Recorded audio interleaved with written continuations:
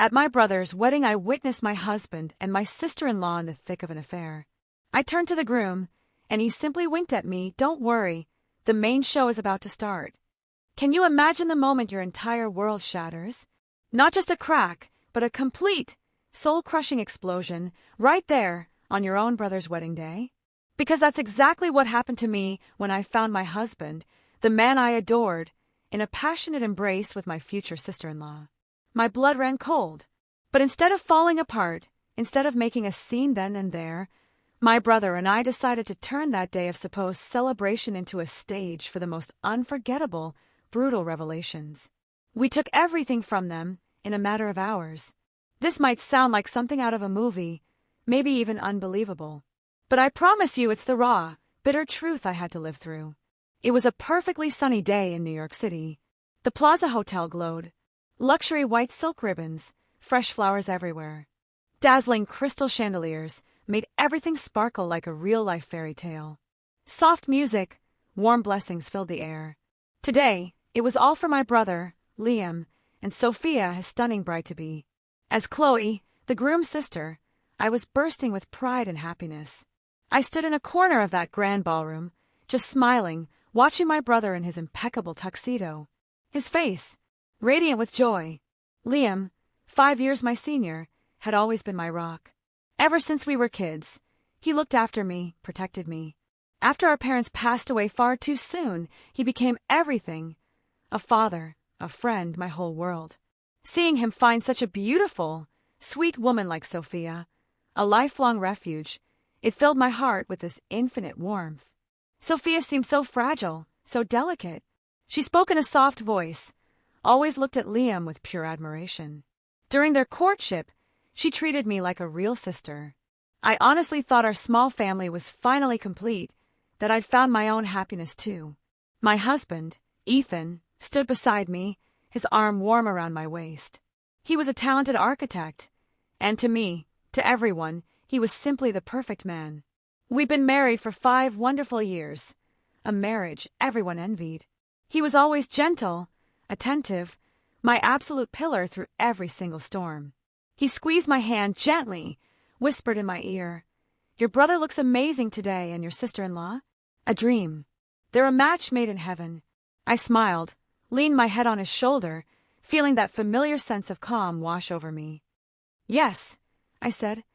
"I hope they'll be as happy as we are." I truly believed I was the luckiest woman alive. A brother who adored me, a wonderful husband, and soon, a lovely sister-in-law. I was living inside that rose-colored bubble until just a few minutes later, I burst it with my own hands. The ceremony was about to begin. I suddenly realized Ethan had been gone for a while. I wanted to grab a picture with the bride and groom before they headed to the stage. I scanned the room, but his familiar figure was nowhere. Maybe he'd stepped out for a call? So, I walked alone towards the end of the hallway, where a small balcony overlooked the hotel's rear garden. It was always quiet there. He might be there, I thought. As I got closer, I heard whispers. Then, a woman's giggle. That voice, it was all too familiar. My pace slowed. My heart suddenly started beating a little faster. Through the crack of the open glass door leading to the balcony, I saw it. A scene that made my blood run absolutely cold. My husband, Ethan, was there. And the woman he was holding in his arms, kissing passionately, it was none other than the bride of the day, Sophia, my future sister-in-law. She was still in her immaculate wedding dress, but now it looked disgustingly, hypocritically filthy. Time just froze. My ears went deaf. All sound around me vanished, replaced by the violent, shattering beat of my own heart. I leaned heavily against the cold wall, trying to stop myself from collapsing. A lump formed in my throat. A wave of nausea rose in my chest. Then their conversation reached my ears. Every single word was like a sharp knife, mercilessly stabbing the last shred of hope I had left. "You're very bold, babe. Meeting here at this hour." Sophia's voice, flirtatious, sickeningly sweet. Her hands were still wrapped around Ethan's neck. Ethan scoffed. A laugh I'd never heard from him before, full of arrogance, pure disdain. "What are you afraid of? No one would ever imagine. Look at that stupid family of hers busy running around like puppets. And her brother, That Liam, he's just a lovesick fool. We have everything under control. Stupid family. That referred to me. Lovesick fool. That referred to my brother. I clenched my fists so tightly, my nails dug into my flesh. But I felt no pain. Still, I'm a little nervous, Sophia continued. What if everything is discovered later? Besides, I don't like the idea of living with you and your wife. Ethan laughed again, this time with pure contempt. You don't have to be jealous of that kid. I married her only for the status of being the daughter of a well-respected, educated family, to fool the world. She's nothing more than a baby machine, my shield. As soon as she gives me a son, I'll find a way to get rid of her. Soon, all of Liam's fortune will be ours. And then you can have whatever you want, my love. My love. Those 2 words struck me like lightning. I couldn't bear it anymore. My world, my beliefs, 5 years of what I thought was love, everything had shattered in an instant. I turned, walking like an automaton. I didn't know where I was going. Tears streamed down my face, but I didn't have the courage to cry out loud. Just profound disgust. Stumbling along, my mind blank, I bumped into someone. Lifting my head through my tear-blurred vision, I saw him. It was my brother, the groom of the day. Liam, seeing my pitiful state, his handsome brow furrowed slightly. Chloe, what's wrong? Did something happen? I couldn't hold it in any longer. I threw my arms around him and burst into sobs. Between choked cries, I told him everything. Everything I'd just seen and heard. I expected him to be furious, to run to that balcony and smash everything, to call off the wedding. But he just listened in silence, gently patting my back with his large hand. When I finally stopped crying, he gently pushed me away and looked me straight in the eye. On his face, there was neither surprise nor anger, only a terrifying calm. He wiped my tears gently, then gave me a wink. A meaningful gesture, one only we siblings understood. He whispered in my ear, a sentence I will never forget. Don't worry, the main event is about to begin. Liam's words hit me like a thunderbolt, leaving me so stunned I even forgot to cry. The main event? In such a critical situation, my beloved brother betrayed by his fiancée and my husband? How could he say something like that so calmly? My mind was in chaos. Had the shock been so great he'd lost his mind? Seeing me still dazed, Liam said nothing more. He simply took my hand firmly and led me towards the end of the hall, to the groom's waiting room. He looked around cautiously, and only after making sure no one was there did he push me inside and lock the door. The room was still adorned with white ribbons and balloons, but the air inside was heavy, tense, almost suffocating. Chloe, listen to me carefully. Liam turned, looking me straight in the eye. His expression was no longer terrifyingly calm. It was the seriousness, the cold determination I only saw when he was making major business decisions. I've known about all this for a long time. I froze once again. For a long time? How? How was that even possible? Liam sighed and pulled a chair over for me. It was 3 months ago, he began. I started to notice something wasn't right. That woman, Sophia, showed an excessive interest in the management of our company. She frequently asked about projects, financial details, things a fiancé wouldn't normally care to know in such detail. And your husband, Ethan, acted with an abnormal familiarity with her. Subtle glances, small gestures, things only those involved would notice. A knot formed in my chest. While I was blind with happiness, my brother had been silently detecting the dangerous undercurrents. I had a bad feeling, he continued. So, I secretly hired a private investigator. And what they discovered was far more terrible than I had imagined. It wasn't just infidelity, Chloe. Behind it all was a meticulously calculated conspiracy. Liam opened his phone and showed me several photos, documents, pictures of Ethan and Sophia on secret dates in luxurious places, bank statements showing large sums of money transferred from an unidentified account to Sophia's.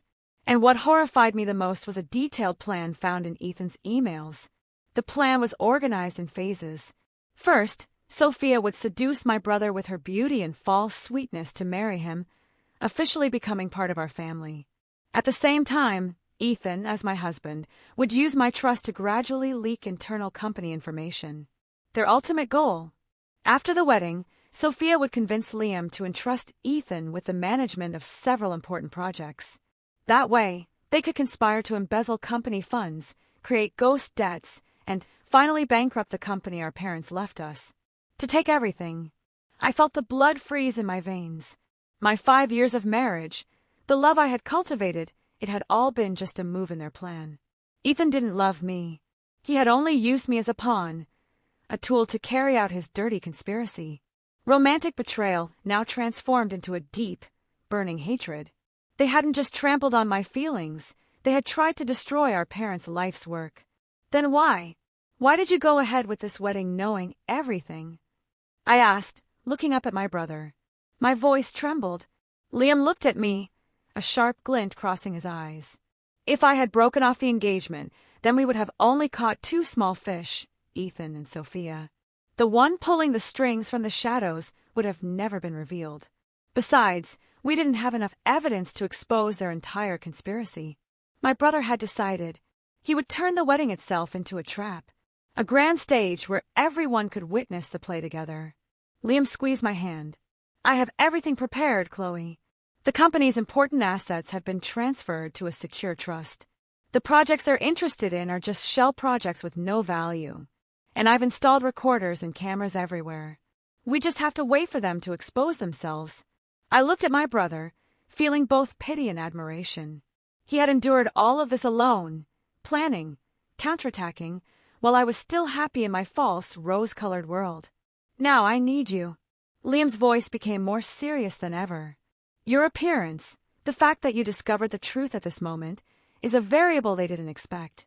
But that will become our ace in the hole. Ethan and Sophia will only see you as a poor wife heartbroken by betrayal. They will never suspect you right now. Keep playing that role. Keep crying. Pretend to be devastated. The more miserable you appear, the better. Can you do it? I quickly wiped my tears. The pain still burned in my chest. But now it had transformed into the fierce flames of hatred. My brother was right. This was no time to be weak. I wasn't just crying over my husband's betrayal anymore. I had to fight for justice for our entire family. I can do it. I nodded, my voice much firmer. Just then, a knock on the door.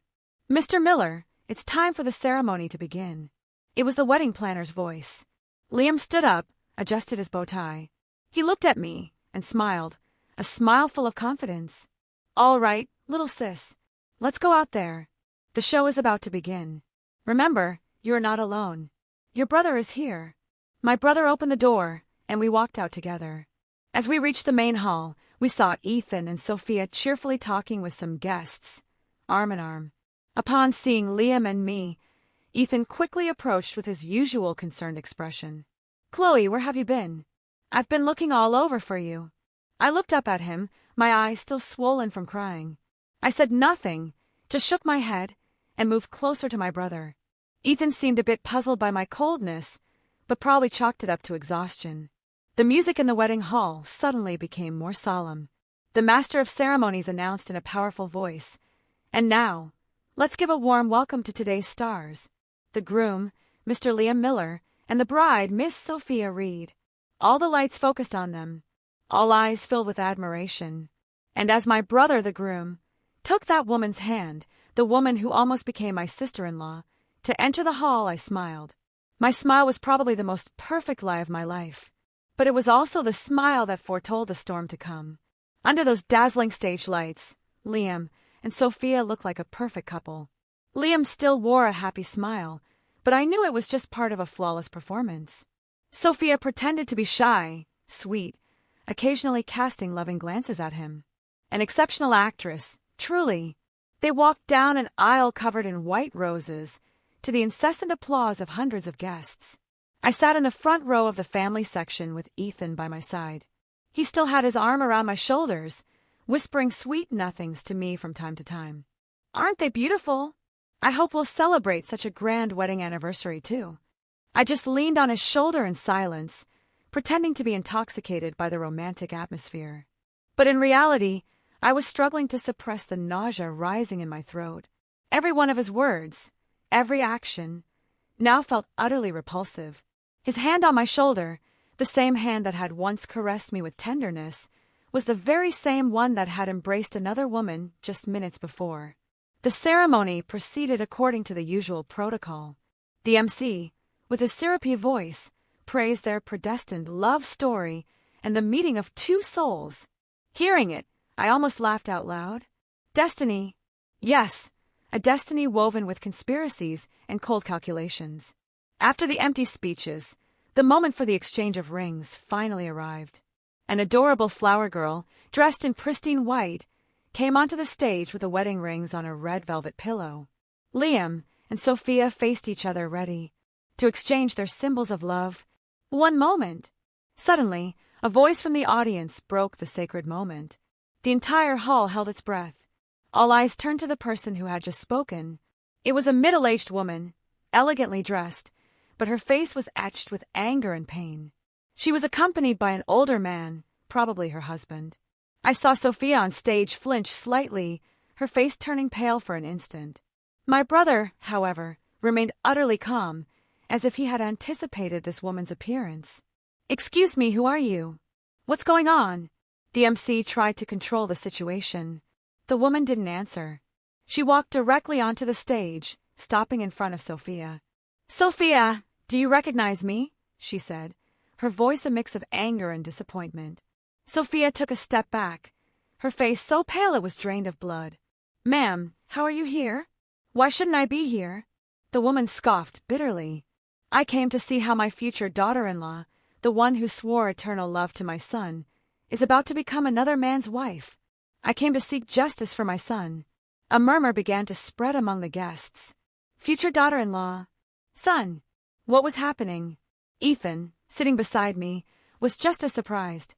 "What's going on, Chloe? Who is that woman?" he whispered.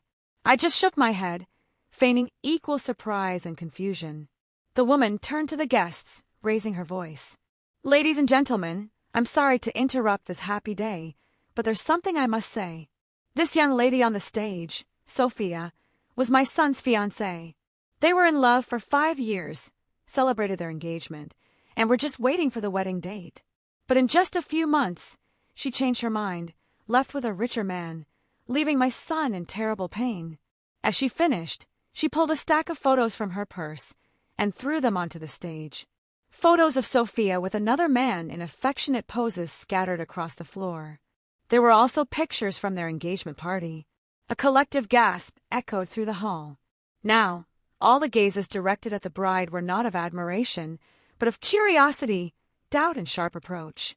Sophia stood frozen on the stage, her face as white as a sheet. She tried to explain, stammering, "No, it's not like that. That person and I, we broke up a long time ago." "Broke up?" The woman scoffed again. "How shameless you are. Now you lie. Just 3 months ago, you took money from my son for shopping and investments. You deceived and used him. How can you betray him like this now?" Sophia couldn't say anything. She looked at Liam with pleading eyes. But my brother, the groom, the one who should have been the most furious, simply crossed his arms and looked at her with an unfamiliar coldness and distance. I, sitting below, watched the play unfold in silence. I knew this was the first act my brother had prepared. He had found the ex-boyfriend Sophia had abandoned and invited his mother here. He wanted to rip off Sophia's mask of innocence and purity in front of everyone. Seeing the situation spiraling out of hand, Sophia suddenly clutched her chest, staggered, and collapsed on the stage, feigning a faint. "Oh my God, the bride has fainted!" Some people shouted. Sophia's family, whom I knew were nothing more than hired actors, rushed to the stage, creating a chaotic scene. Amidst it all, Liam slowly walked over and looked down at the fainted Sophia. He showed no concern, but rather a slight, almost imperceptible smile. He took the microphone from the stunned MC. "Ladies and gentlemen," his voice resonated, firm and clear, instantly silencing all the noise. "I'm sorry to have shown you such an unpleasant play, but I believe the truth must always come to light." He glanced at Sophia, who was peeking at the crowd's reaction. "You act very well, Miss Reed, but I think it's time to end this farce." His words were like a bucket of cold water for everyone. Sophia, startled, quickly closed her eyes, but it was too late. Everyone had seen her. "And to make this play even more interesting," Liam continued, "I'd like to invite another special guest to the stage." someone who is very closely related to this charade. He looked towards where Ethan and I were sitting. My heart started to beat faster. I knew. It was our turn to take the stage. The stage lights suddenly swung directly onto Ethan and me, making us the center of attention. Hundreds of curious, surprised eyes were fixed on the family section. Ethan was stunned, clearly not understanding what was happening. He turned to me, whispering in a confused voice, "Who was your brother calling? A special guest?" I didn't answer, just looked at him with tear-filled eyes, an innocent, helpless expression. I knew it was my turn to act. On stage, Liam continued, raising his voice. This time, he addressed my husband directly. "The person I want to invite is none other than my brother-in-law, the architect Ethan Thompson. Could you please come up here and share in this joy with us?" This sudden invitation caused even more of a stir in the hall. People didn't understand why the groom would call his brother-in-law to the stage at such a delicate moment. Ethan was completely paralyzed. He looked at me, then at the stage, and his face turned pale. He probably started to feel that something was very, very wrong. But faced with his brother-in-law's public invitation and the gaze of hundreds of people, he couldn't refuse. "Go on up, honey," I said softly, giving him a gentle push on the back. With an innocent tone, I added, "Maybe Liam wants you to share the secret of a happy marriage." My words were like a pinprick, but enough to make Ethan flinch. He swallowed hard and, forcing a smile, slowly got up and walked towards the stage. Each of his steps seemed to weigh a ton. When Ethan got on stage, Liam put an arm around his shoulders in an affectionate manner and addressed the audience. "Ladies and gentlemen, don't you think my brother-in-law is handsome and talented? I'm very proud to have a brother-in-law like him. Not only is he a talented architect, but also a wonderful husband who deeply loves my sister." Liam's praise baffled Ethan even more. He could only smile awkwardly, unable to say a word. "And perhaps," Liam continued, his voice suddenly becoming meaningful, "he's so perfect that not only my sister loves him, but other women love him too. Isn't that right, my dear bride?" Liam turned to Sophia, who was still lying on the floor pretending to be unconscious. But upon hearing this, I saw her eyelids tremble slightly. Ethan's face was now as white as a sheet. He started to sweat cold, trying to wriggle out of Liam's arm. "Brother-in-law, what are you saying? Everyone is misunderstanding things." "Misunderstanding?" Liam laughed out loud, a laugh without any warmth. "Well, let me show everyone what the misunderstanding is." As he finished, Liam signaled to the technical crew. The two enormous LED screens on either side of the stage, which had originally been showing romantic photos of the bride and groom, suddenly went dark and then lit up again. But this time, the image that appeared was not of roses or candles. It was a video, recorded from a hidden angle on the balcony. The entire hall gasped. The same scene that I had to witness just an hour before unfolded vividly before the eyes of hundreds of people. My husband, Ethan, passionately embracing and kissing the bride, Sophia, dressed in her immaculate wedding dress. The audio was also recorded with great clarity. Each of their disgusting words echoed throughout the hall. "That stupid family of hers, busy running around like puppets, and that Liam, he's just a lovesick fool. I married her only to fool the world. She's nothing more than a baby machine." The entire ballroom seemed to explode. Shouts, insults, and looks of contempt rained down mercilessly on the two people on stage. The most sordid drama of adultery and betrayal was being projected in the most vivid way possible. Sophia could no longer keep up her fainting act. She jumped up, pale and trembling from head to toe. Ethan could barely stand. He staggered back a few steps and, pointing at the screen, stammered, "No, it's not true. It's edited. It's fake." But his weak words couldn't quell the crowd's anger. "Trash! What a pair of cheaters! I can't believe it!" Insults erupted from all sides. Sophia's fake family couldn't continue acting either. They stood frozen, their faces red with shame, not knowing what to do. And I was still sitting in the front row. The tears started to flow again. This time, it wasn't an act. They were tears of pain from having to relive that scene and hear those poisonous words again in front of so many people. I covered my face with my hands, my shoulders shaking. I had to portray the image of a miserable victim, a wife completely shattered by the cruel truth, On stage, Liam looked at me, and a flash of compassion crossed his eyes, but it was quickly replaced by cold determination. He walked over and snatched the microphone from the MC's hand. "Ladies and gentlemen," he shouted. His voice had an invisible force that instantly silenced the chaotic hall. "Have you all seen it? This is the true face of the woman I was about to marry, and the man I once considered my brother-in-law, part of my family." He turned to Ethan and Sophia. His gaze was like two knives. "Do you two have anything else to say, or do you want me to show you something even more interesting?" Ethan and Sophia, desperate, could only shake their heads. They were completely cornered, with no way to excuse themselves. "But all of this," Liam continued, his voice becoming even more mysterious and frightening, "doesn't end here. This drama of infidelity is actually just the tip of a much larger iceberg." The entire hall fell silent again.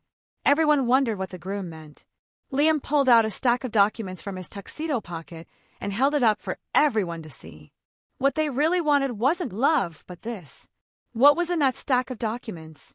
And what connection did it have with the person who, according to my brother, was pulling the strings from the shadows? All eyes were fixed on the stack of papers in my brother's hand, waiting for an even more terrible truth to be revealed. The stack of documents in Liam's hand was like a mysterious object that captured everyone's attention. The whole room held its breath, waiting to see which way this drama would unfold. Ethan and Sophia also looked up, and in their desperate eyes, terror was now clearly reflected. They probably knew better than anyone what those papers contained. "Before I tell you what this is," Liam said in a slow, clear voice, "I'd like to tell you a little story. The story of a cunning old fox who used two skunks to rob a hen house." He scanned the room, his gaze piercing through some of the guests seated in the very important person section. I noticed a middle-aged man with a stout face and dressed in an elegant gray suit suddenly tense up. He coughed lightly and adjusted his tie. "The fox," Liam continued, "knew the hen house was very well protected, so he didn't dare act on his own. That's why he found two skunks, a male and a female. He promised them a life of abundance, food, and warm clothing. They just had to help him carry out a plan. The female skunk's mission was to seduce the head rooster, the future owner of a hen house. The male skunk's mission was to court the head rooster's sister, a naive hen, to become part of the family." Hearing this, I no longer needed to act. The tears flowed for real. My brother's metaphorical story was like another knife twisting in my pain. I was that naive hen. Their ultimate goal, Liam's voice grew even colder, was, after gaining their trust, to slowly open the doors and break the fences so that the old fox from outside could quietly come in and take over the entire hen house. Isn't that a perfect plan? He looked directly at Ethan and Sophia. "You two skunks.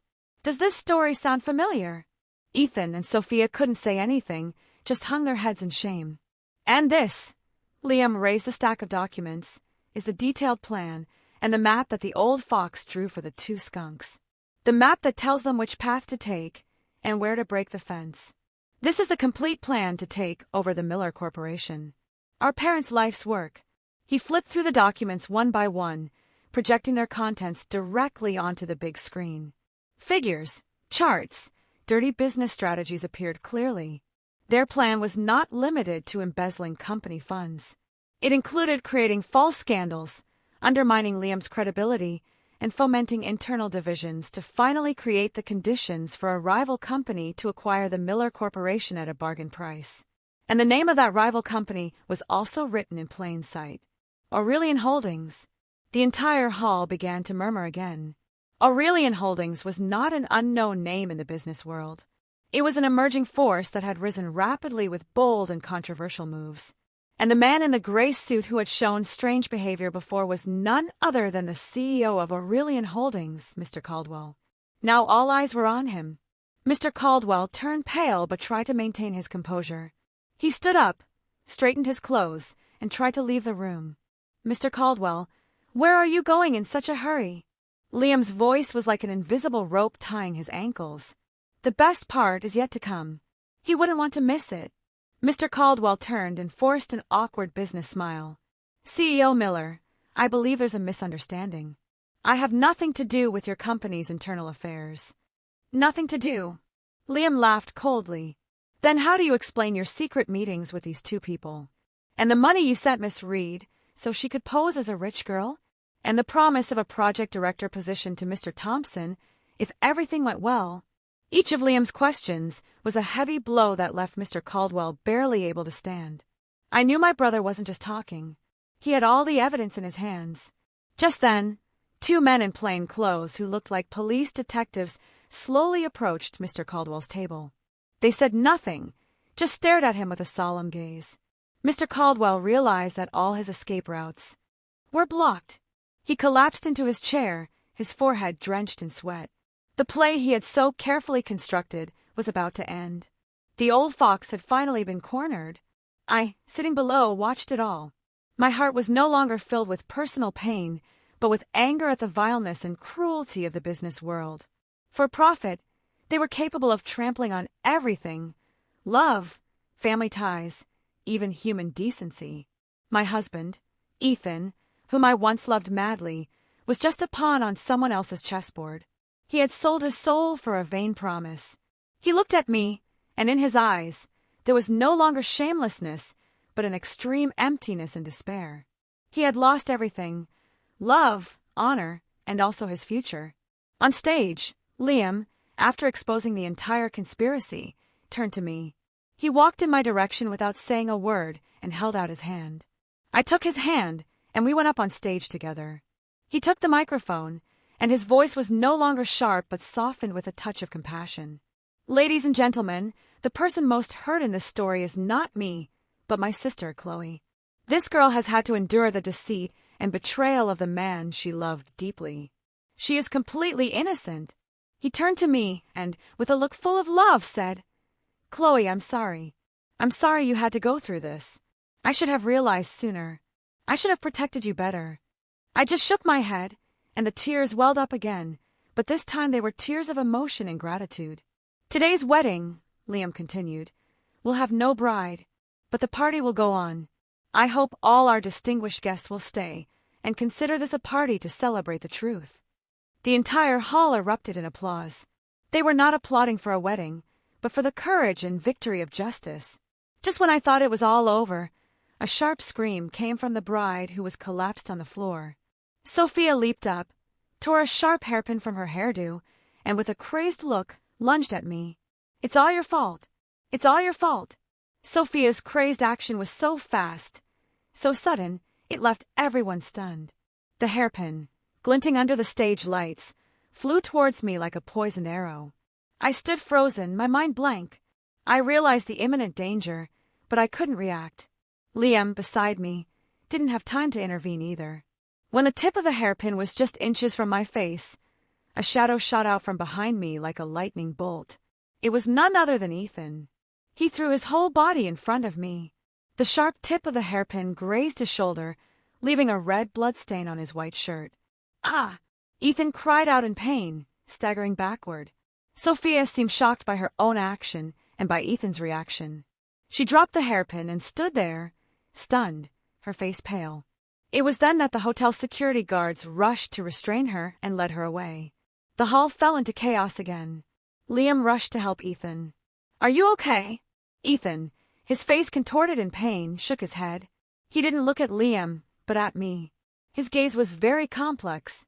There was regret, pain, and somehow a kind of relief. "Chloe, are you okay?" I looked at the bloodstain on his shoulder, my heart filled with mixed emotions. Why had he done it? How could the man who had deceived and used me without mercy risk his life to protect me? Or was this another act? An attempt to gain my last shred of compassion? "Take him to the first aid room immediately," Liam ordered the hotel staff. As Ethan was being led away, the two plainclothes detectives also took Mr. Caldwell away.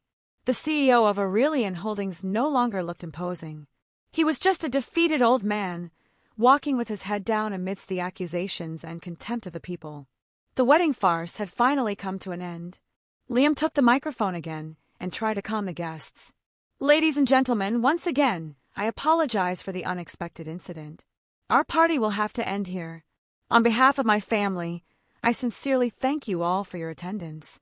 The guests began to leave one by one, taking with them an unforgettable story. What had been a splendid wedding hall now looked desolate and cold, like a ruin. Liam and I stood silently in the empty space. Extreme exhaustion washed over us.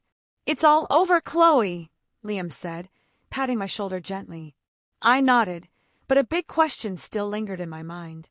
"Brother, how did you know everything? The company acquisition plan, Mr. Caldwell's role, how did you know?" Liam looked at me and gave a sad smile. "Because I wasn't the only one who wanted to unmask him. My brother told me another story, a story that had been hidden for years. Before he passed away, our father was a close friend and business partner of Mr. Caldwell. Together, they laid the first bricks for both companies. But it was that same Mr. Caldwell who, with dirty tricks, cheated our father out of all his shares and drove him to bankruptcy. That blow made our father fall ill. Soon after, his health deteriorated and he passed away. I always had my doubts about my father's death." Liam's voice became graver. "After inheriting the company, I started investigating secretly and gradually found evidence of his crimes. But he was too cunning and covered all his tracks skillfully. I never had enough proof to bring him down. Until Sophia appeared," my brother continued. "At first, I was also deceived by her innocent appearance, but I realized there were too many coincidences. She always casually mentioned projects where Aurelian Holdings was competing with us. So, I had her investigated and discovered the relationship between her and Mr. Caldwell. I realized he was trying to repeat the same script with me as he did with my father. And I decided this was my chance to avenge our father. Hearing this, I felt a lump in my throat. Behind the company's success, my brother had been carrying such a heavy burden of revenge. He had had to live a lie, act with the woman he was about to marry, waiting for the day he could bring down his enemy. So everything was in your plan?" "Most of it. Yes." Liam nodded. "Except for one thing. I didn't know your husband was also part of his plan, and much less that you would be the trigger for all of this. Your appearance, your courage, was the unexpected variable, the decisive blow that made him fall without having time to react." My brother looked at me with pride. "My little sister, you've really grown up." I managed to smile through my tears. "We had won. Together as siblings. We had won." Shortly after, a hotel employee came to inform us that Ethan had received first aid. The wound wasn't deep, but he had to go to the hospital for a tetanus shot and a more thorough checkup. He said he wanted to talk to me alone for a moment before he left. I hesitated a bit, but finally nodded. In the end, I wanted to know if there was any sincerity left in him. I entered the first aid room. Ethan was sitting on a cot, his shoulder bandaged. He looked disheveled. His designer suit was wrinkled and discarded, his shirt stained with blood, and his face lacked all vitality. When he saw me, he looked up with a guilt-ridden gaze. I'm sorry, Chloe. What good is an apology now?" I asked coldly. "I don't expect you to forgive me," he said, lowering his head. "I just wanted to tell you one thing. The moment I jumped to protect you, that was real. It wasn't an act." I looked at him in silence. "For the past 5 years," he continued in a hoarse voice, "I've been living a lie. I approached you because of Mr. Caldwell's plan, for the money. But then, I started to have real feelings for you. Your sweetness, your kindness. It moved my heart, but I was in too deep.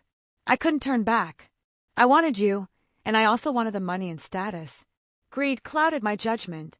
He looked up at me, and tears started to well in his eyes. "Today, when you were in danger, I realized the only thing I wanted to protect was you. But it's too late for everything." I listened to his belated confession without any emotion in my heart. Love. Perhaps there was some, but the betrayal and the damage he caused had killed that love. "Save those words for the judge," I said, my voice expressionless. "Between us, everything is over." I turned and walked out, leaving him alone with his regret and his late tears. The moment the first aid room door closed, the door to my 5 years of marriage also closed. Officially. Forever. A week after that stormy wedding, things gradually began to calm down, but the aftermath was still enormous. The Aurelian Holdings case became a scandal that shook the business world. Mr. Caldwell, Sophia, and several other top executives were arrested and investigated for fraud, embezzlement, and industrial espionage. Despite his act of saving me, Ethan couldn't escape his involvement. As a key part of the plan, He was summoned to testify and face the inevitable justice. I filed for divorce, and the whole process was carried out quickly and without dispute. We decided to sell our house, our only valuable shared asset. I didn't want to keep anything that reminded me of a past filled with lies. After everything was settled, I felt I needed some time for myself. I decided to take a trip alone, somewhere far away, to clear my head and start a new life. I chose Napa Valley, California, a place quiet enough to heal my wounds. During my days in Napa, I didn't visit many places. I simply spent my time walking along scenic trails, sitting in small, charming cafes, reading and writing. After so many storms, I realized that what I really needed was peace of mind. One cool afternoon, as I was sitting in a rustic wooden cafe overlooking a vineyard, sketching out ideas for a new company project, a familiar voice sounded beside me. "Well, small world." I looked up, surprised. It was the police officer who had handled a minor car accident case for me a year prior. His sudden appearance was a bit disconcerting. He was no longer in his strict uniform, but in a comfortable khaki jacket and jeans. He looked much younger and more approachable. The afternoon Napa breeze slightly tousled his thick, dark hair. "Hi," I smiled, trying to hide my surprise. "What a coincidence to see you here. Are you on vacation?" "You could say that," he replied. A gentle smile revealed a slight dimple. "I got transferred here a few weeks ago. You could say I'm starting a new life." He glanced at my notebook and pen. "You were working." "Sorry to interrupt." No, I was just finishing up," I said quickly, closing the notebook. Then he hesitated a bit. "Would you mind if I sit here for a moment? The cafe is very crowded, and this is the only free spot." I looked around, and indeed, the charming little cafe was packed. "Yes, of course. Please sit." He pulled up a chair and sat across from me, ordering a hot latte. There was a slightly awkward silence between us. I didn't know what to say, and he also seemed to be looking for a suitable topic of conversation. At the wedding that day, he finally broke the silence. "I saw everything. You were very brave." His words surprised me a little. I thought he had only been there to handle the arrest, and was surprised he had noticed other things. "Thank you. Fortunately, it's all over now. I'm David," he introduced himself suddenly. "Chloe," I replied. "Nice to meet you, David." We started talking. At first, it was just light conversation about Napa Valley, work, and personal hobbies, but gradually the conversation deepened. David told me why he had been transferred. After years of working in the stressful environment of New York, he felt burned out and wanted to live and work in a quieter place. He loved the mountains, the forests, and the fresh air of the valley. I also shared my story, not the painful details of the betrayal, but my decision to leave the city and my desire to find a new balance in life. We realized we had something in common. We were both on a journey to find a new beginning. David was a very engaging person to talk to. He was intelligent and funny, but in his eyes, there was something quiet and deep, typical of someone who has lived a lot. Talking to him made me feel very comfortable, a feeling I hadn't experienced in a long time. The sky began to darken, and the warm yellow lights of the cafe came on, creating a very romantic atmosphere. I don't know how long we were talking. "It's getting late," David said, looking at his watch. "I have to get back to the station. It was a pleasure talking to you, Chloe." "You too," I smiled. "Oh, this weekend." He hesitated again. "I'm planning a hike in the hills, and I was wondering if you're not busy. Would you like to come?" His invitation made my heart skip a beat. "Hiking? I've never really done it." "All the more reason you should try." He smiled. "The air there is incredible. It helps to release all the stress."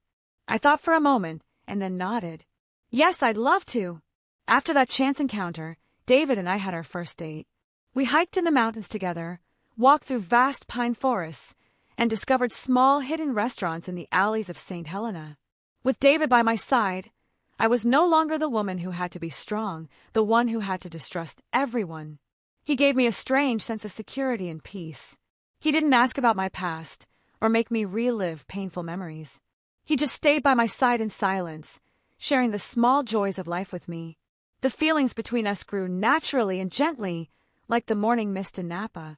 One evening, as we were sitting by Lake Berryessa, watching the tranquil water reflect the moonlight, David suddenly took my hand.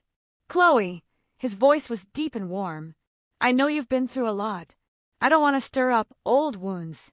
I just want to say that if you'll let me, I'd like to be the person who writes a new chapter of your life with you.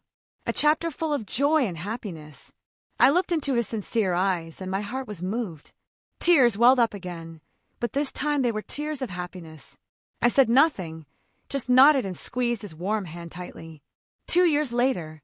"Mommy, hurry up. Daddy and Uncle Liam are waiting outside." My little daughter Ava's cheerful voice sounded from the door. I smiled and adjusted the bow in her hair. "Mommy's coming, my princess." I looked at myself in the mirror. I saw the image of a woman radiant with happiness. Today was a special day. It was my first wedding anniversary with David, and also the day the whole family was going to New York for the opening of a new branch of the Miller Corporation. My life had completely changed. After that fateful trip to Napa Valley, I found the true love and happiness of my life.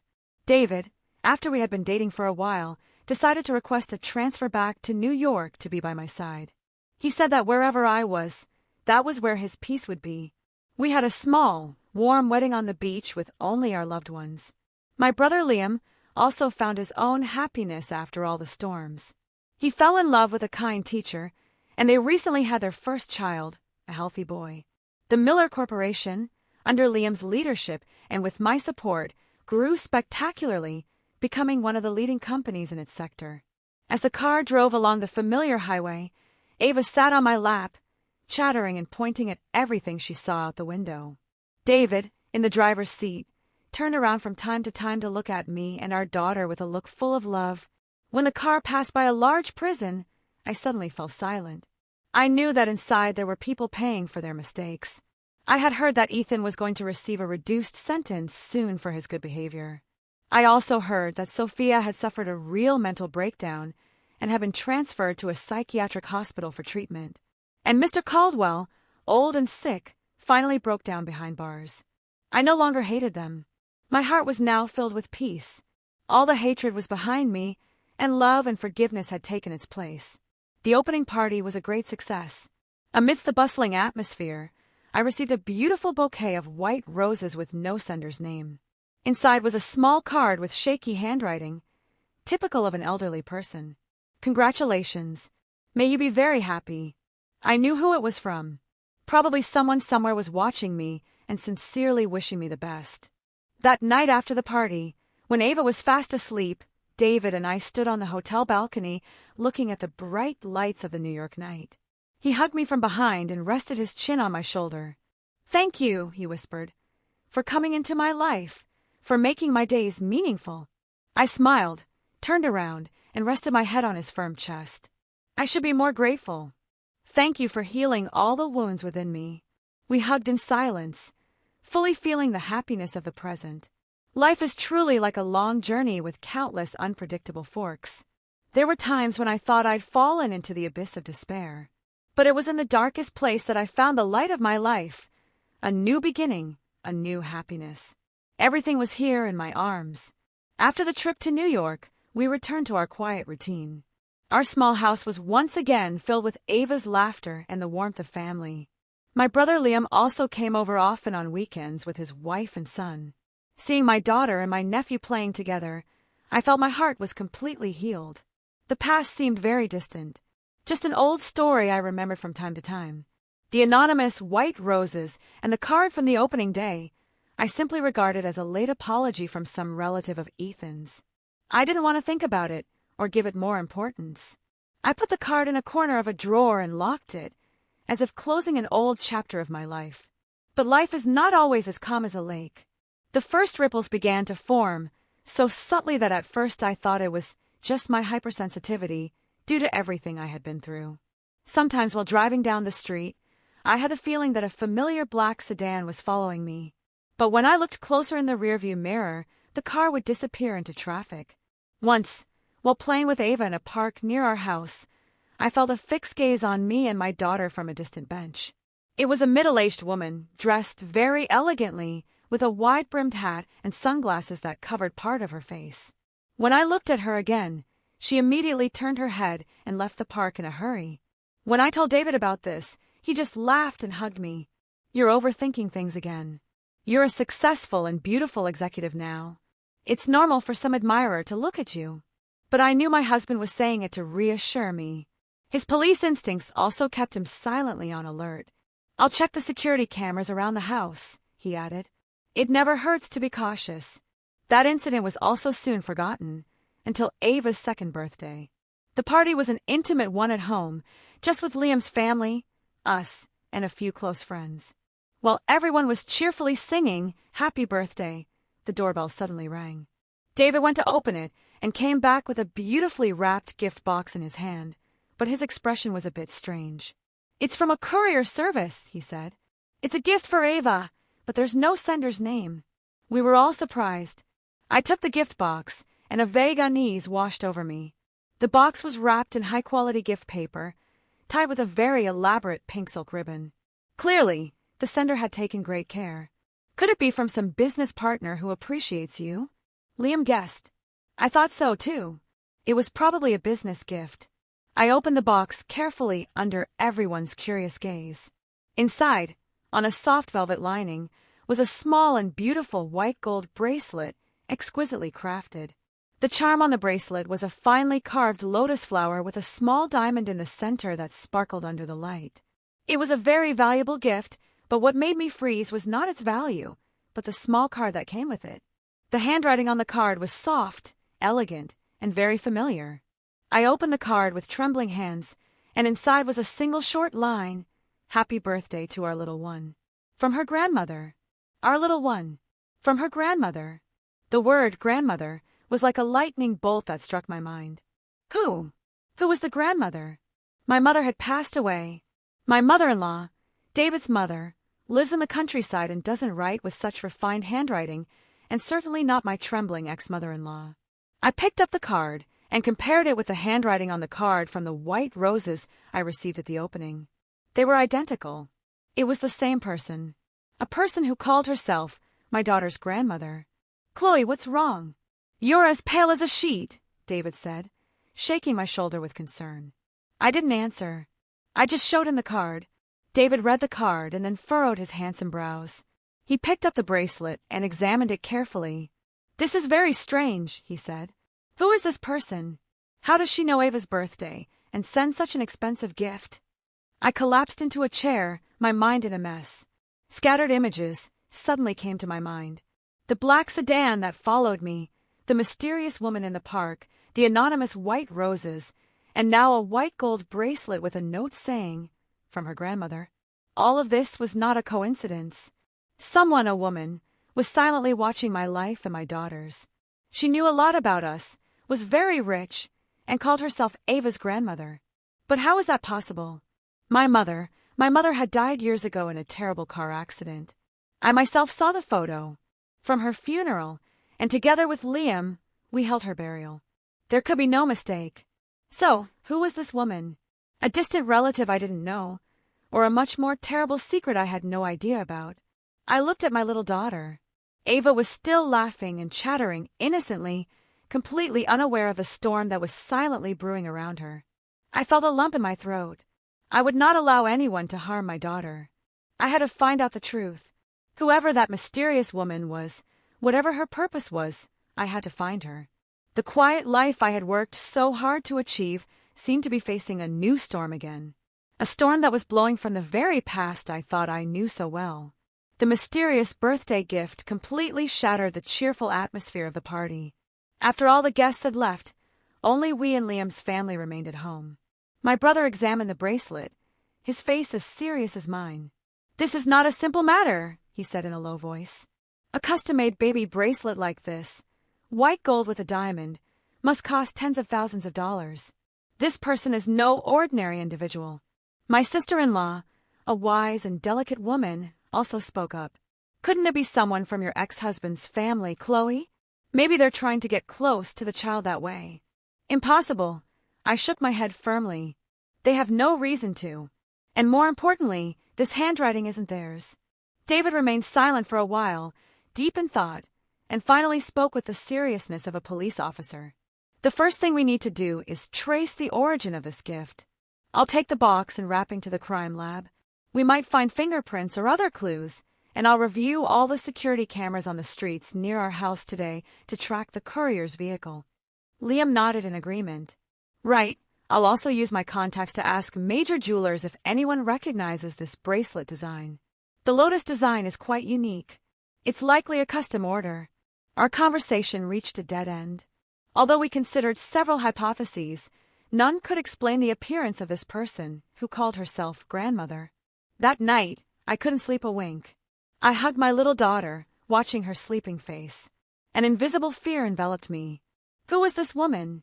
What did she want with my daughter? Did she have bad intentions? The following days passed in a state of anxiety and worry. David and Liam did everything they could to investigate, but all leads seemed to hit a dead end.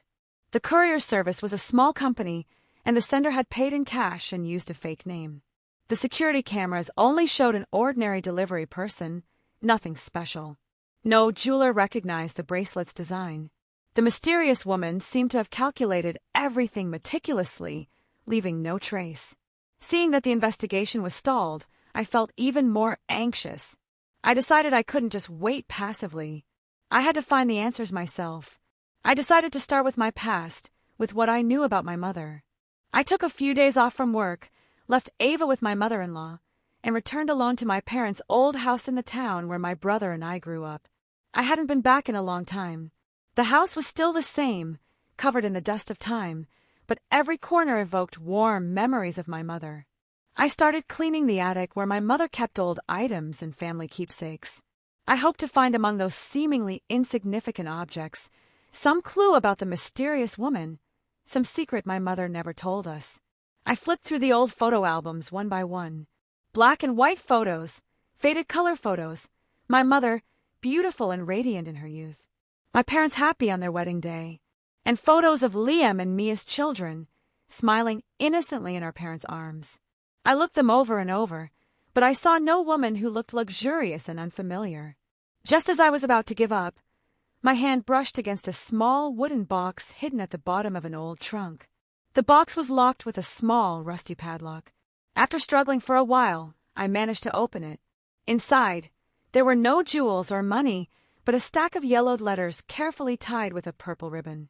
I picked up the stack of letters with trembling hands. The handwriting was neither my mother's nor my father's. It was the handwriting of a soft, elegant woman, identical to the one on Ava's birthday card. I felt my heart stop. I quickly opened the first letter. My dearest sister Catherine, a year has passed since that fateful day. I still can't forget how you saved me from that car about to explode. I don't know how I can ever repay you for this favor. I'm sending you a small gift. Please accept it. I know you'll refuse, but please don't. Consider it a small token from me for the 2 children you have at home. I must leave now. I can't stay in this place that has taken everything from me. Perhaps one day, when everything calms down, we will meet again. With all my love, Adrian. I reread the letter several times, my mind in a turmoil. Sister Catherine, that was undoubtedly my mother. A car accident, a savior. My mother had never told us that story. And Adrian, who was that woman? Why did she write to my mother?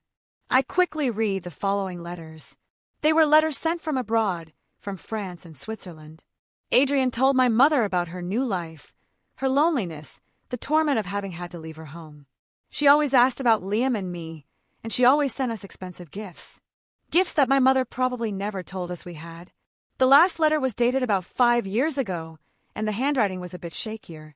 Sister Catherine, I believe my time is short. This illness has tormented me for too long. My only regret is that I never came back to take care of my 2 children. I know I don't deserve to. I abandoned them. But please, sister, love them for me. Tell them that wherever I am, their mother will always be watching over them and loving them. I am sending you this key. It is the key to a personal safe deposit box in a Swiss bank. Inside is all the fortune I have amassed. Please give it to my children when they are older. Consider it the final compensation from a sinful mother.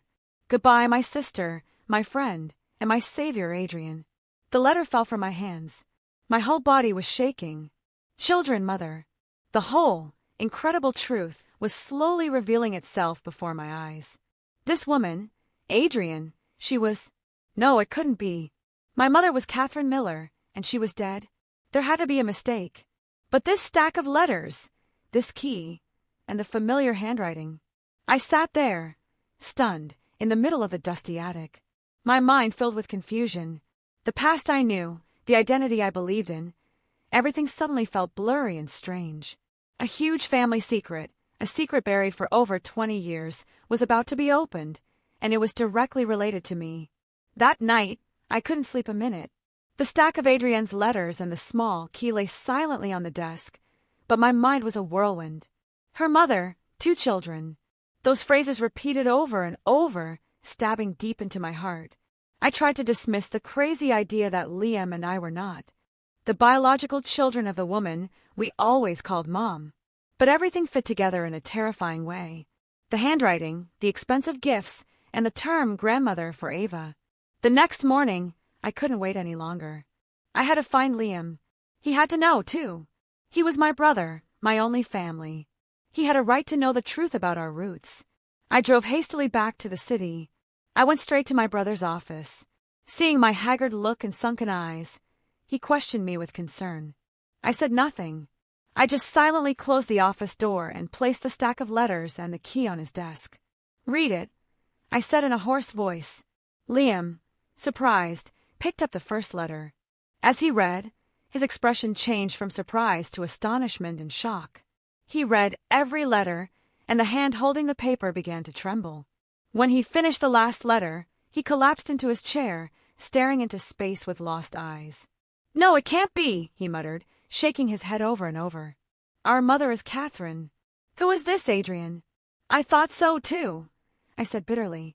"But brother, look at this handwriting. It's identical to the one on Ava's birthday card." I showed him the photo of the card I had taken with my phone. Liam stared at both handwritings. The last shred of doubt in his eyes vanished. He covered his face with his hands, and his broad shoulders shook. For the first time in my life, I saw my always strong and steady brother so fragile and helpless. We sat in silence for a long time, each lost in our own confused thoughts. The past we knew, the mother we loved, had all suddenly become a big question mark. "So, Mom Catherine," Liam lifted his head, his voice broken, "wasn't our biological mother? She raised us. She loved us. Why did she hide this from us?" "I don't know." I shook my head. "But I think she had her reasons. Mom Adrienne said she had to leave, that she couldn't stay. Something terrible must have happened. A car accident. That clue came back to my mind. Mom Adrienne said Mom Catherine saved her. Yes, the secret must be in that car accident." "Liam," I looked my brother straight in the eye. "We have to find out the truth, not just for us, but for both our mothers." Liam nodded, his gaze becoming much more determined. "You're right. We have to find out what exactly happened 25 years ago." Our investigation began with the vague clues from the letters. The car accident, the date, and the name Adrienne.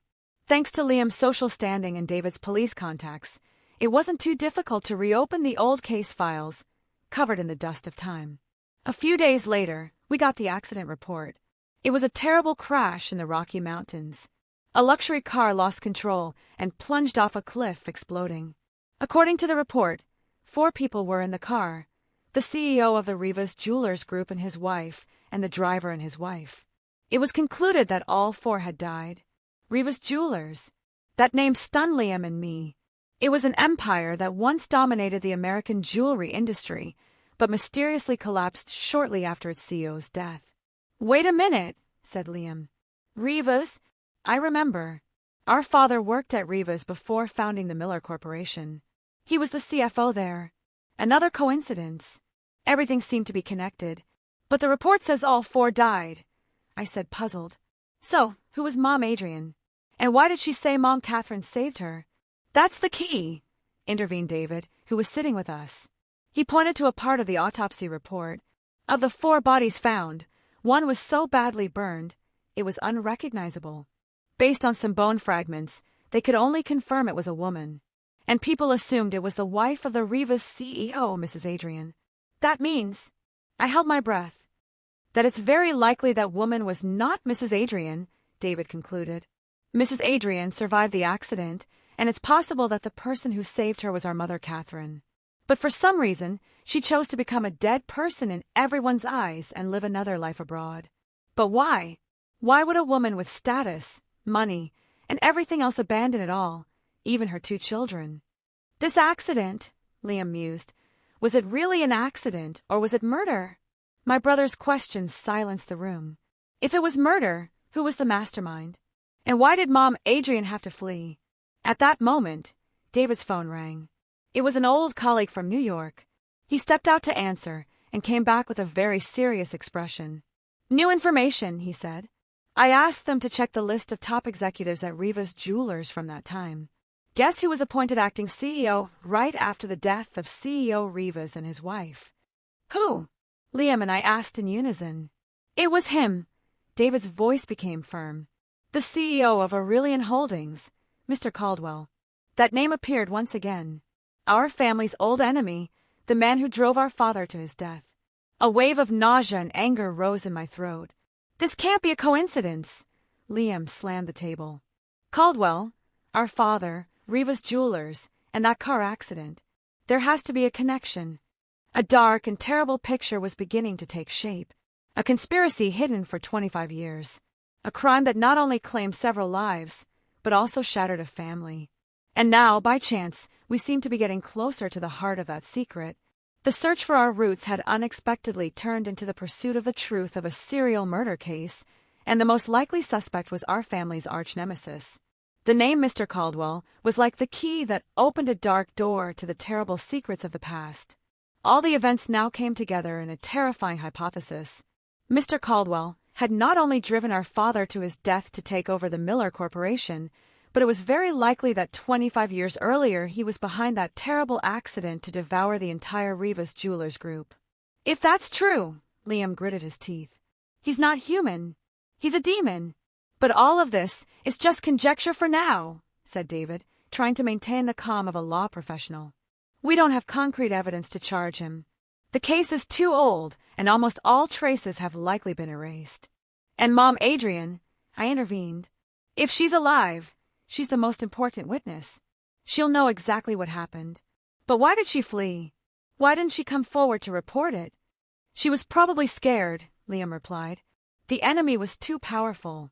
She had to worry not only about herself, but also about her 2 children. Perhaps becoming a dead person was the only way to protect us. I felt a lump in my throat. My biological mother's departure was not an abandonment, but a silent sacrifice. She had to give up everything for the safety of her 2 children, living in loneliness and torment in a foreign country. And our mother, Catherine, who raised us, was also part of that sacrifice. She lived her whole life with that secret locked in her heart. What do we do now? I asked, looking alternately at David and Liam. Go to Switzerland to find Mom Adrian? No. David and Liam opposed, almost in unison. It's too dangerous, David explained. Mr. Caldwell is a cunning old fox. His information network is everywhere. If he finds out we're investigating, he won't hesitate to use any means to silence us, just like he did with your father. Besides, we're not sure Mom Adrian wants to see us. The last letter was written 5 years ago, and no one knows what situation she's in now. David is right, Liam continued. What we need to do now is look for evidence here first. The safe deposit box key is the most important clue. It's very likely that the fortune Mom Adrian left not only contains money, but also something that can expose Mr. Caldwell's crimes. But that's a Swiss bank, I said worriedly. Their bank secrecy laws are the strictest in the world. Even if we have the key, I don't think I can just go and open it myself. Leave it to me, Liam said with a determined look. I have a lawyer friend who specializes in international law. I'll ask him to find a solution. It might take time, but it's not impossible. While Liam handled the Switzerland issue, David and I decided to start from another angle, looking for former witnesses who worked at Riva's Jewelers at the time of the accident. 25 years is a long time, but surely there were still people who knew what happened.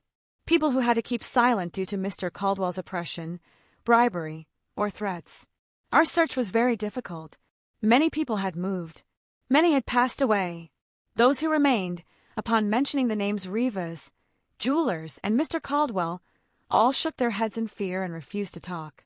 Mr. Caldwell's power and cruelty had cast such a large shadow that it had oppressed them for decades. After several days of desperate searching, we finally had a stroke of luck. We found Mr. Paul, the retired former chauffeur of the Rivas CEO's family. He was now a frail old man living alone in a small house in the suburbs. When we arrived, he was sitting on his porch, looking into the distance with sad eyes. At first, he also refused to talk, but when I showed him the photo of Mom Adrian and told him my identity, his old eyes filled with tears. "Miss, are you Miss Chloe?" he asked in a trembling voice. When I nodded, Mr. Paul burst into tears. "My God, you're alive! I thought the whole CEO's family." He invited us into his house. After calming down, he began to tell the story of 25 years ago, a story he had kept in his heart like a nightmare. "The day of the accident," Mr. Paul said in a trembling voice, "I was supposed to drive that car, but that morning, the then Vice President, Mr. Caldwell, suddenly sent me to another state on an errand. He said it was urgent and sent another driver in my place. He was a young kid who had just started. I didn't know him well. When I heard the news of the accident, I felt something was wrong," he continued. "That car was the CEO's. I checked it every day. It was impossible for the brakes to fail. I tried to tell the police, but no one believed me. They said I was rambling from grief. And a few days later, Mr. Caldwell sent someone to give me a large sum of money and threatened that if I kept talking, my family would not be safe. Out of fear for my children, Mr. Paul hung his head, his voice filled with regret. I had to keep silent. I took the money and left the job.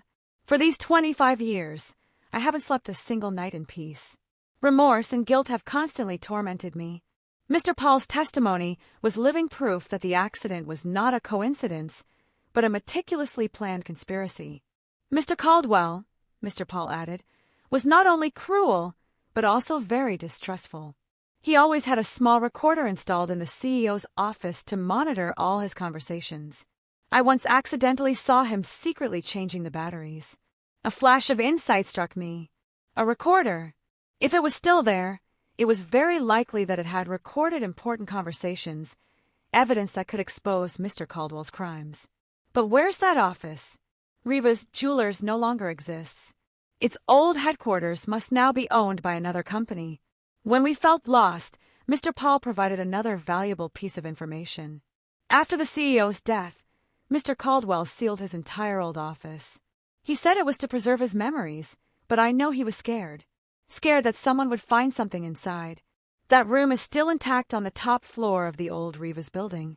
All the clues seem to converge on one point. A room sealed for 25 years that might contain the black box of the entire case. But how could we get into such a heavily guarded place, owned by another group? The old Rivas building was now called Aurelian Tower, standing in the city center like an impregnable fortress. Infiltrating it, especially the sealed room on the top floor, was an almost impossible mission for ordinary people like us. "This can't be done through normal channels," David said after circling the building. "The security system here is state-of-the-art. There are surveillance cameras everywhere and guards patrolling 24/7. The access doors on each floor use magnetic cards. It's impossible to get in through the front door." While we were racking our brains, we finally received a call from Liam, who had been silent for several days, with important news. "I've spoken with my lawyer friend. He says that as biological children, we have the full right to request information about our mother's safe deposit box at the Swiss bank, but the process is very complicated and will take at least a few months. But he discovered something interesting. 5 years ago, right when Mom Adrian sent the last letter, someone else tried to access that safe deposit box, but failed due to lack of identity documents." "Who?" I asked anxiously. "It was Mr. Caldwell's people." A chill ran down my spine. He also knew about the existence of that safe deposit box. He had been looking for it for years. This confirmed to us even more that inside there was something that threatened him. And it also meant that we didn't have much time left. If Mr. Caldwell discovered we were investigating, he wouldn't hesitate to act first. The urgency of the situation forced us to make a bold decision. "If we can't get in through the front door," I said, looking at David and Liam, "we'll get in another way. Aurelian Tower and our Miller Tower are right next to each other. The height of the roofs of both buildings is almost the same. Don't tell me. Liam looked at me in amazement. No, Chloe, it's too dangerous. It's the only way, I said firmly. We don't have any more time. You can disable the security system of Miller Tower. David has the technology and experience as a police officer, and I have to get in there. That room is related to my past. After a long discussion, they both had to reluctantly agree. The plan was drawn up with great detail and caution. The time of action was set for 2 a.m. when activity in both buildings comes to a complete halt. That night, the city slept. Only the faint lights of the street lamps remained. When I stood on the roof of Miller Tower with David, my heart was pounding like a drum. The wind at that height whipped my hair fiercely. From here, the roof of Aurelian Tower seemed to be only about 15 feet away. It wasn't a great distance, but it was an abyss between life and death. David carefully prepared the equipment. He was an expert at this. He used a special gun to launch a high-strength cable to the railing of the opposite building. The cable was firmly anchored at both ends. I'll go first, David said in a deep, reassuring voice. When I cross and secure the area, you'll slide down the rope. Don't be afraid. I'll hold you tight. I nodded. My palms were already damp with sweat. I held my breath as I watched David deftly hang from the rope and cross the dark void. A few minutes later, he arrived safely on the other side and signaled to me it was my turn. I took a deep breath and clung tightly to the cold rope. My whole body was suspended in the night sky. Below, the city lights seemed distant, and a small mistake could mean I would fall. But the thought of my mother, of the truth that awaited me on the other side, gave me strength. When my feet touched the railing of Aurelian Tower, David rushed to help me. You did it, he whispered proudly. We quickly disabled the roof cameras and found our way to the emergency stairs. The sealed office was just on the floor below. The old lock was no problem for David. The heavy door creaked open, revealing a space that had been plunged into darkness and dust for 25 years. We turned on a small flashlight, and the dim light scanned the room. Everything was as Mr. Paul had described. The desk, the bookshelf, the sofa set, all covered in a thick layer of dust. The stale air smelled of time. According to Mr. Paul, the recorder was hidden behind a large oil painting on the wall. David carefully took down the painting.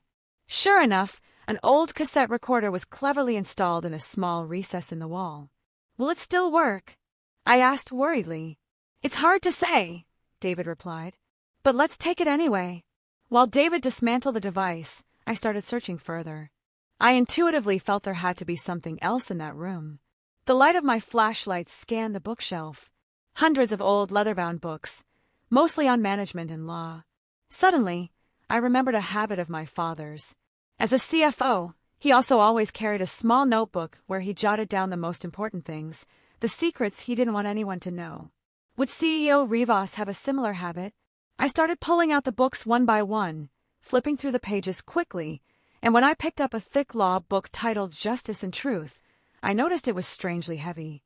When I opened it, I felt my heart stop. The inside of the book was hollowed out, leaving a space just for a small black leather-bound notebook. I picked it up with trembling hands. This is it. It has to be this. Just then, we heard footsteps and a faint murmur of voices from the hallway. Check the roof area carefully. I think I saw a suspicious shadow. I felt my heart drop to my stomach. We had been discovered. The building's security guards were on patrol. The way back was blocked. We were trapped in this secret room. The footsteps in the hallway grew closer.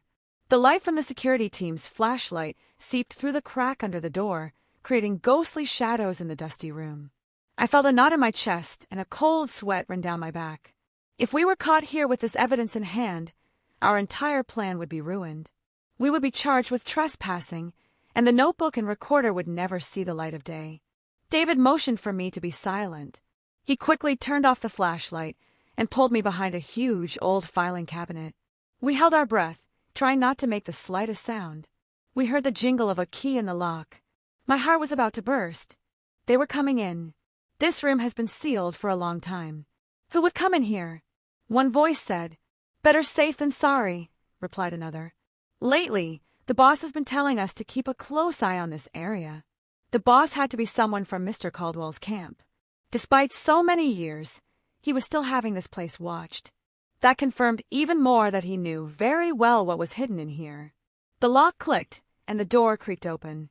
A dazzling beam of flashlight light swept across the room. David and I almost stopped breathing, pressed against the cold filing cabinet. Fortunately, the cabinet was very large, and we were hiding in the deepest corner. "See nothing, just dust and cobwebs," the first voice said again. "Come on, let's check other places." They lingered at the door for a few more seconds. The lights scanned the room again, and then the door slammed shut. We heard the lock click again, and the footsteps faded away. We were safe, at least for now. I let out a sigh of relief, feeling my strength fail me. David motioned for me to wait a little longer. About 10 minutes later, when we were sure the security team had moved on, he turned the small flashlight back on. "We have to get out of here now," he whispered. "The way we came is no longer safe." "But how? The main door is locked and there are guards in the hallway." We were completely trapped. David's gaze scanned the room and stopped at a small ventilation window near the ceiling. "That's the only way out." That window was very small and high up, barely enough for one person to pass through. Moreover, it opened onto the building's facade. Outside, there was only a narrow ledge, barely a foot wide, running along the wall. "It's too dangerous." I shook my head. "One small misstep, and it's the only option," David said firmly. "Do you trust me?" In this critical situation, his calm and determination were my only support. I nodded. David moved the old desk against the wall and stacked a chair on top. He climbed up first and carefully unlatched the window. A gust of cold night air rushed in. "That ledge leads to an emergency balcony at the end of the hall," he explained. "It's about 30 feet away. I'll go first and come back to help you. You just have to stick to the wall and walk very slowly." With that, he slipped out the window and carefully stepped onto the narrow ledge. My heart leaped into my throat, watching him. A strong gust of wind could have sent him falling, but David moved with great professionalism. His steps were firm, his back pressed against the wall. A few minutes later, he reached the emergency balcony safely and signaled to me it was my turn. The notebook and recorder were safely tucked into my crossbody bag. I took a deep breath, trying not to look down. My legs trembled as I stepped onto the ledge. I felt my whole body press against the cold wall. The wind whistled in my ears, carrying the sounds of the city at night. "Don't be afraid. Just look at me," I heard David's voice from ahead. A deep, calm, and reassuring voice. Just one step at a time. I focused on David's figure, trying not to think about the deep abyss below. 30 feet had never seemed so long. When my hand finally touched the one David held out to me, I felt like I had come back to life. We went down several floors via the emergency stairs, and then found a way back into the main hallway. Fortunately, the security team was patrolling another area. We quickly returned to the roof and crossed back to Miller Tower on the rope. When my feet touched familiar ground, I collapsed, panting. The suffocating escape was finally over. Back in the safety of my apartment, we didn't rest, but immediately began examining what we had brought back. Liam had also arrived and listened to our story with a worried expression. David carefully opened the old recorder. After fiddling with it for a while, he managed to get it working. We held our breath and listened intently. The old cassette tape began to turn, emitting the static of time. And then we heard a familiar voice, that of CEO Rivas, my biological father. He was talking on the phone. "I don't agree, Vice President Caldwell. That project is too risky. The cash flow isn't transparent. I can't approve it."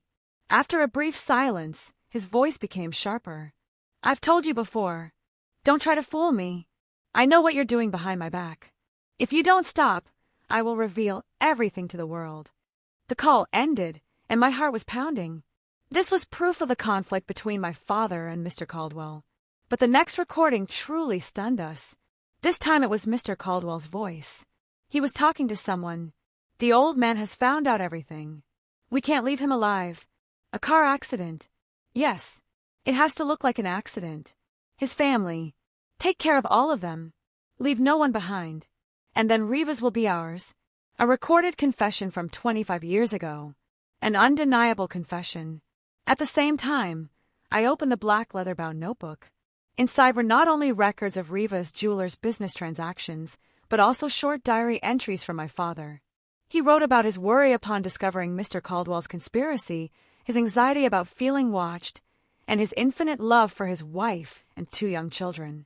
And on the last page, there was a line written hastily in a special ink, an ink visible only under ultraviolet light, a prudent habit of finance professionals. Liam and I knew it well. We quickly turned off the lights, and David shone a small UV flashlight he always carried onto the paper. The writing appeared. All original evidence, contracts, account statements are in the safe deposit box at the Swiss bank. Number XYZ. I have entrusted the key to Catherine. If anything happens to me, trust her. Catherine will know what to do. Everything became clear. Mom Catherine not only raised us, but was the trusted person my father entrusted with the mission of protecting the most important evidence, the inheritance, and the future of his 2 children. The love and sacrifice our 2 mothers showed us were immense and grand. Tears welled up again, but this time they were tears of gratitude and pride. We now had in our hands the confession from the past, the clue to the decisive evidence stored in Switzerland, and Mr. Caldwell's current crimes. The plan for the final counterattack, the decisive battle, was about to begin. The net of heaven had been woven tightly. All that was left was for the biggest fish to fall into it himself. With irrefutable evidence in our hands, we knew the hour of final judgment was very near. But we were also aware that confronting a cunning old fox like Mr. Caldwell required not acting rashly. A small mistake could give him the opportunity to turn the tables and erase all traces. "We need a perfectly flawless plan," Liam said with a firm expression. "We have to hit him by surprise without giving him time to react." The plan was drawn up with the participation of all 3 of us. Liam, with his position in the business world, would deliver the decisive blow in the commercial arena. David, with the support of his trusted colleagues, would handle the legal aspect to leave him no escape. And I would confront him directly, becoming the fuse for the bomb that was about to detonate. The first step was to resolve the matter in Switzerland. With the recording in the notebook as evidence and the cooperation of the American police, Liam's lawyer friend quickly managed to convince the Swiss bank. They agreed to open the safe deposit box, but on the condition that I was present, and the process was carried out under the supervision of both parties. A week later, Liam and I were in Zurich, Switzerland. The bank vault was cold and silent. When the familiar metal box was placed on the table, my heart pounded again. Mom Catherine's key slid smoothly into the lock, and with a turn, the box door clicked open. Inside, there was no money or jewels, but a thick stack of documents carefully wrapped in plastic. They were all the originals of the ghost contracts, the bank statements recording the illicit money flows, and all the secret agreements Mr. Caldwell had used to take over Riva's jewelers. Each document bore his handwritten signature. This was the ultimate weapon, the final sword that could end that demon's career. With the lawyer present, we made copies of all the material and immediately sent them to David. Everything was ready. Upon our return to the United States, the atmosphere was tense. Mr. Caldwell, after the failed intrusion attempt at Aurelian Tower, seemed to have sensed the danger. He began to exhibit defensive behavior. The number of his bodyguards doubled, and all his meetings were strictly controlled. "He's trying to erase his tracks and move his assets," David reported in an emergency meeting. "We have to act before it's too late." D-Day was set. It was the day of the Aurelian Holdings annual general meeting, a major event that brought together all the management, major shareholders, and the media. It would be the perfect stage for us to end this play. That morning, I chose a deep red dress, a color symbolizing power and determination. Liam wore his usual elegant suit, but in his eyes was an unusually fierce determination. We attended not as competitors, but as guests of honor. A surprising move Liam had arranged beforehand through some shareholders favorable to the Miller Corporation. The convention center's auditorium was packed. Mr. Caldwell sat at the head of the stage, still maintaining an expression of confidence and authority.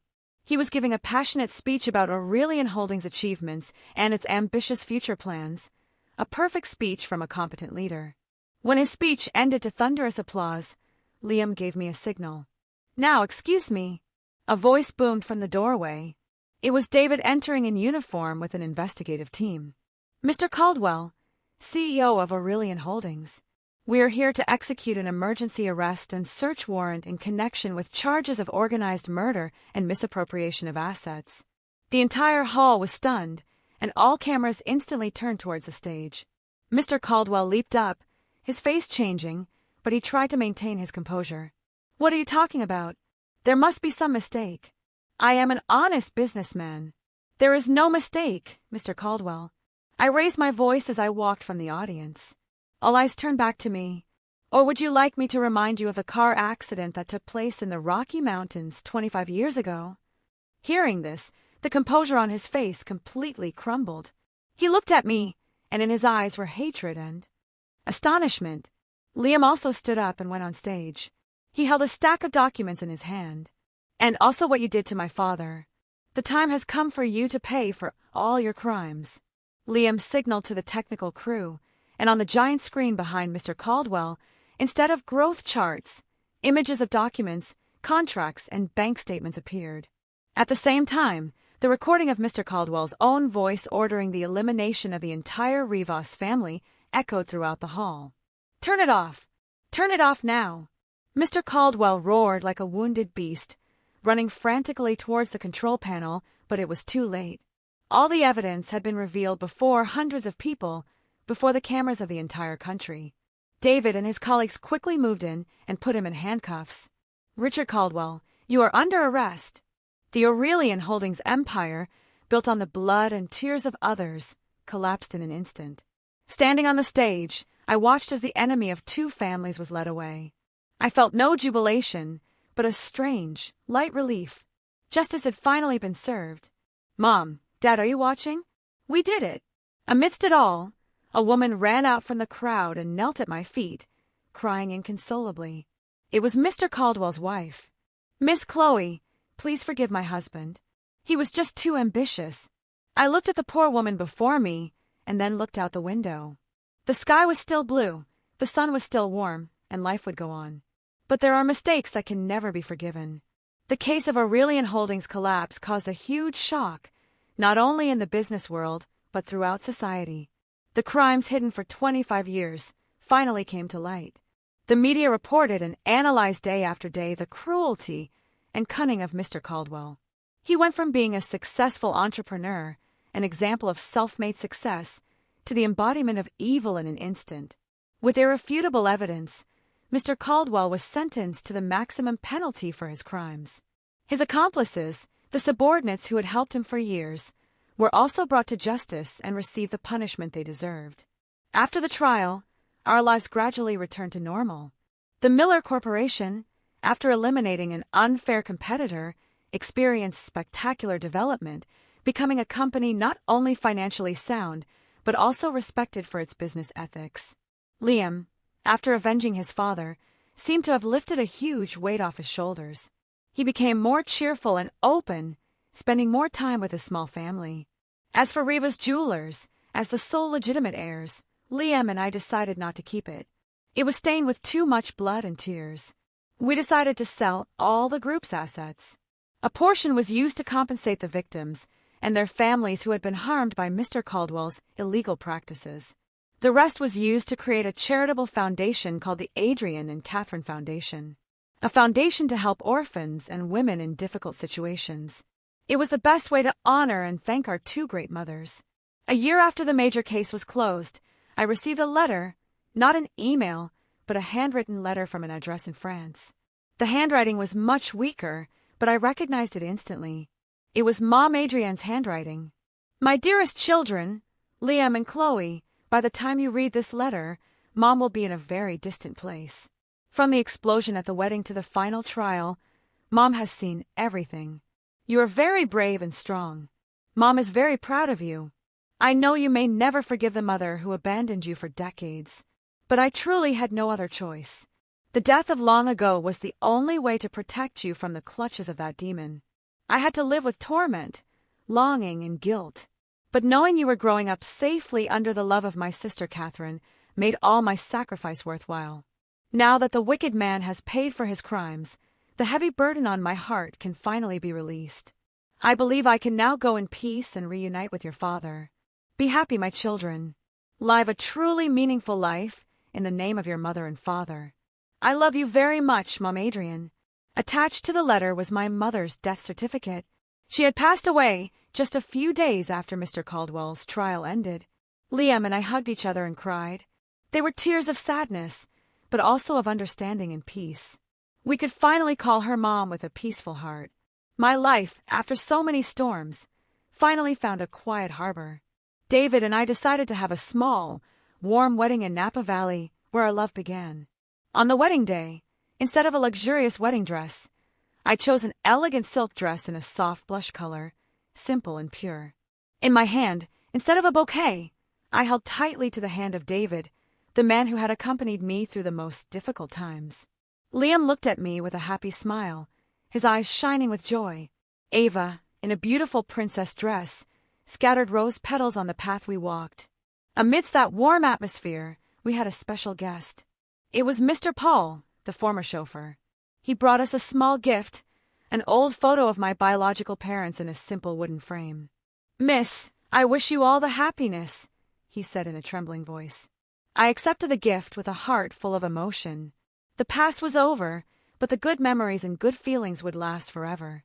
That afternoon, as the sun set over the rolling hills of Napa, David and I stood side by side, looking at the distant horizon. A new chapter of life, a new life full of love and hope, was opening before us. I knew that from now on no storm could knock me down, because by my side there would always be people who loved me unconditionally. And I believe that somewhere high above, my three parents, my mothers and fathers, will be watching over us and blessing us with a smile. It's been quite a journey, hasn't it? From heartbreak and betrayal to uncovering a decades-old conspiracy, and finally, finding true peace and love. What part of the story shocked you the most? And honestly, what would you have done if you discovered such a profound family secret? Let me know in the comments below. I really want to hear your thoughts. Rephrase the following story in a natural, emotionally powerful, and conversational tone, optimized for a narrated personal story video format on platforms like YouTube, while the length of the rephrased story must be near to the original script. It should be near or slightly longer, but not shorter than the original.